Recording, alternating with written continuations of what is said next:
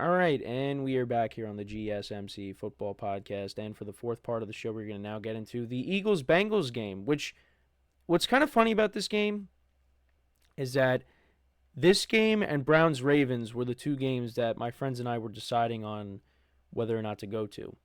Because we could have went, to Cincy and saw the Bengals and Eagles. And that game to me, when, we were discussing this when we were planning our trip, this was probably the game that this was the game I wanted to go to more. Because, the Browns, with Deshaun Watson, and just, I don't know. I just thought this was the better matchup here. But thankfully, we did not do that. And if you remember, they switched around some things. Because originally, Bears Commanders, that was in the early window, but then they moved it to the late window, and they made that a Nance Romo game. And this game got moved down, got moved back to the early window. So, but then we decided on Browns-Ravens, and we went to the game of the year possibly, or one of the games of the year. And this game actually was close. I think it was 17-17 at one point. It was looking like it was going to be a good game. It was going to be a nail biter. But then the Eagles just pulled away. After it was 17-17, the Eagles just ended up scoring 13 unanswered points to end the game. They outscored the Bengals in the fourth quarter, 13-0.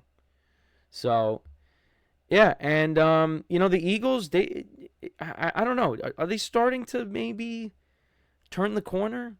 Maybe, but look, the Bengals have a very good offense. Their defense is not good. The Giants have a good defense, but they don't have a good offense. And then they played Deshaun Watson and the Browns the week before that. And now they have the Jaguars this week, which they should win. So that would get them to 6-2. But I think this will really define the Eagles season. From week 10 to week 13, you have the Cowboys at Jerry World. You have the Commanders. You have the Rams with a healthy offense in week 12. And then you're at the Ravens, week 13. That is on December 1st. So that 4-week stretch right there. And then in between that, because then you have the Steelers, the Commanders, and the Cowboys again in weeks 15 through 17. In between all that, you got the Panthers week 14. So pencil that in as a win. So really from weeks 10 to 17, that is going to define your season. What the Eagles actually are. I mean, I kind of know what they are at this point. I don't think they're a bad team. I don't think they're an elite team. They're in the middle. They're in the middle. And they're 5-2 right now. Give them credit. But you know what? Look, the Bengals have been putting up a lot of points this year, despite the defense not being good. They held Joe Burrow in that offense down in the second half. So, but let's kind of go through the drive summary or the game summary. Bengals got the ball to start off the game. They put together a 10-minute drive. Wow. They go down the field, and Joe Burrow connected with Jamar Chase, who's been unreal. He caught a touchdown there, so that made it 7-0. Jake Elliott on the Eagles' first drive kicked a 39-yard field goal, so it was 7-3. Then the Bengals responded. Evan McPherson kicked a 27-yard field goal, so that made it 10-3. Eagles punted. McPherson missed a field goal, a 54-yarder, and then the Eagles cashed in. They scored a touchdown, a tush push. And Jalen Hurts finished with, I think, 3 rushing touchdowns. Well, rushing touchdowns in quotations. He had 3 rushing touchdowns in the game and 1 passing. But yeah, so it was 10-10 at the half. Then the Eagles scored a touchdown on their first possession to open up the second half. Jalen Hurts a 7-yard rushing touchdown, so that wasn't a tush push rushing touchdown. So yeah, 17-10, and then the Bengals answered. Chase Brown scored from 4 yards out. Eagles then responded. They ended up scoring a touchdown on their next drive. Jalen Hurts connected with Devontae Smith for a 45-yard touchdown. The Bengals turned it over on downs on their next possession. Eagles then got into field goal range, and Jake Elliott kicked a 49-yard field goal. Then Joe Burrow threw a pick that led to another Eagles touchdown, a tush push by Jalen Hurts from 1 yard out, 34-17, and then the Bengals fumbled. Mike Gesicki fumbled, and then that led to another Jake Elliott touchdown. So, yeah, that was a 47-yarder, and that was the final score, 37-17. And the Eagles, they outscored the Bengals in the second half, 27-7. 27-7. You got to give them credit there.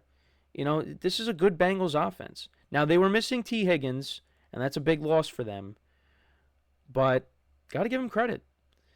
Saquon Barkley had over 100 yards rushing in this game. Jalen Hurts, he went 16-20 for 236 yards, 1 touchdown, no interceptions, was not sacked at all in this game. Devontae Smith had 85 yards receiving and 1 touchdown. A.J. Brown had 5 for 84. Eagles defense only had 1 sack in the game. And then for the Bengals, Joe Burrow went 26-37 for 234 yards, 1 touchdown, 1 pick. Chase Brown had 32 yards on the ground and a touchdown. Mike Gesicki, 7 for 73. Jamar Chase had 9 for 54 and a touchdown. Jermaine Burton had 1 for 41. Gesicki lost the fumble in this game. Bengals defense, like I said, had no sacks. So, but yeah, the Bengals are 3-5. You know, I did pick them in this game because they were at home. But, yeah, that defense, you know, you won those 2 games against the Giants and the Browns. The Browns was with Deshaun Watson for the most part. And then you had DTR, and then Jameis threw a touchdown at the end. But, you know, against some of these other teams, and losing to the Patriots in Week 1 should not have happened. They should have won that game. The Chiefs game they should have won. But, you know, against these good offenses like the Commanders, like the Ravens, like the Eagles, I mean, you're giving up 30-plus points. It's not good. You know, the Chiefs, you gave up 26 points. Well, there was a defensive touchdown there, so technically not 26. But still, the Bengals, right now, if I were to say, are they going to make the playoffs or not, I'm probably going to lean towards saying no. I mean, they're 2 games back. You do have the Chargers on your schedule. They do play them at some point because that's a team that's ahead of you at the moment. You know, you still got the Ravens again. Because right now they're the only teams that are ahead of them. Well, you got the Broncos, the Ravens, and the Chargers occupying the 3 wildcard spots. Then you have the Colts who are ahead of you. So there's not that many teams that they got to climb up. They got to climb over, but you still got to climb over those teams. So, and the defense just still has not been playing good. And I don't know. I don't think they're going to be able to correct it. Now, they do have the Raiders this week. I think they should win that game. You get to 4-5. But then you got the Ravens on the road. You got the Chargers who have a good defense on the road. You know, it's going to be tough. It is going to be really tough. But, you know, they just got to outscore people. I mean, and, you know, this was a 17-17 game. It was anybody's ball game, but the Eagles just took over, and you got to give them credit. But, yeah, like I said, did the Eagles turn the corner? I can't say yes yet. I mean, I guess, you know, winning against the Bengals on the road, I'll give them that, you know. But I got to see how they do when they get to the tough part of their schedule. When they're taking on their divisional opponents, how are they going to be when they take on the Commanders? Because the Commanders are playing really well right now. You know, how are they going to stack up with the Cowboys? I mean, right now, the way the Cowboys are playing, I think the Eagles should beat them both times. They should. But who knows? And then, you know, the Rams and Ravens back-to-back weeks. Both road games. How is that going to go? They did beat the Rams on the road last year. How are they going to do here? That's on Sunday Night Football. And then you got the Ravens. You know, so, which that should be a really good game. 2 mobile quarterbacks. You know, with Lamar Jackson. We'll see how that goes. But, look, the Eagles are 5-2. Despite everything I am saying right now, the Eagles are in a good spot. They are 5-2. They're in a wild card spot right now. I mean, right now, the best player on that team is Saquon Barkley. Saquon Barkley right now is the best player on the Eagles, offensively. And he is making a difference for this team right now. Now, if you think about it, the Eagles could be 6-1.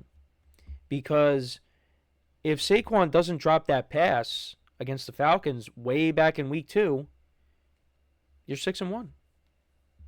You're 6-1. But they're not. And what was your other loss that I'm blanking on? Their other loss came against the Buccaneers. Yeah, so they're 0-2. Well, no, sorry. They are 1-2 against the NFC South. Yeah, the Buccaneers game, they had like no chance.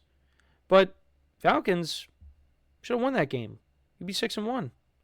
You would, if they win that game, they're in first place in the NFC East. But they're only a half game back of the Commanders, and they still haven't played them yet. So I'm curious to see how those games go. And I said this before, the Commanders, they gave the Eagles problems last year. Both games. It took everybody. It took everything for the Eagles to win those games. One of them went to overtime. The other one they were down and they came back. Now this team is better. So, and that defense that I've had, I said that was going to be one of the main reasons why I thought they just were not going to finish with a very good record. It's starting to play better. So, that was a team I was wrong about. I will fully admit that. I thought maybe, give them another year, get another draft, another good free agency.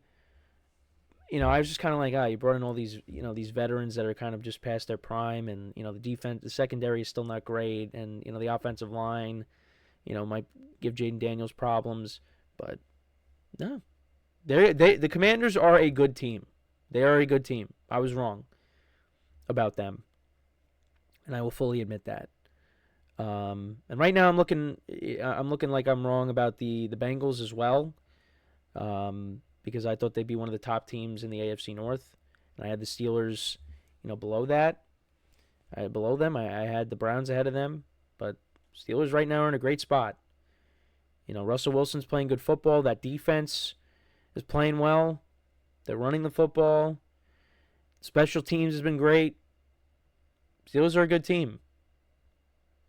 So, for the Bengals, they got a lot of catching up to do. They haven't played the Steelers yet. They've played the Browns once. They've played the Ravens once. And they're 1-1 in those games. So, and they got the Ravens coming up next week. Got to win. And then you go from there. And then, the Browns, now with Jameis in the fold, it's going to be different. So, and then for the Eagles, hey, you're 5-2. Give them credit. Take on the Jags, win that game, you're 6-2. And then you get to the tough part of your schedule. And we'll see. And like I said, we'll see what they're really made of. And yes, I'm including the Cowboys in the tough part of their schedule because it's a divisional opponent. And I still kind of don't trust the Eagles right now. So, but yeah, let me know what you guys think about this game. What were your takeaways from it? Let me know in the comments. So we are going to take our final break of the show. And then when we come back, we will talk about, once again, the last remaining undefeated team, the Kansas City Chiefs, as they once again win and defeat the Raiders. We'll say the Ravens. Defeated the Raiders. So we'll get into that when we return. So with that being said, one more time today, stick around, and we'll be right back here on the GSMC Football Podcast.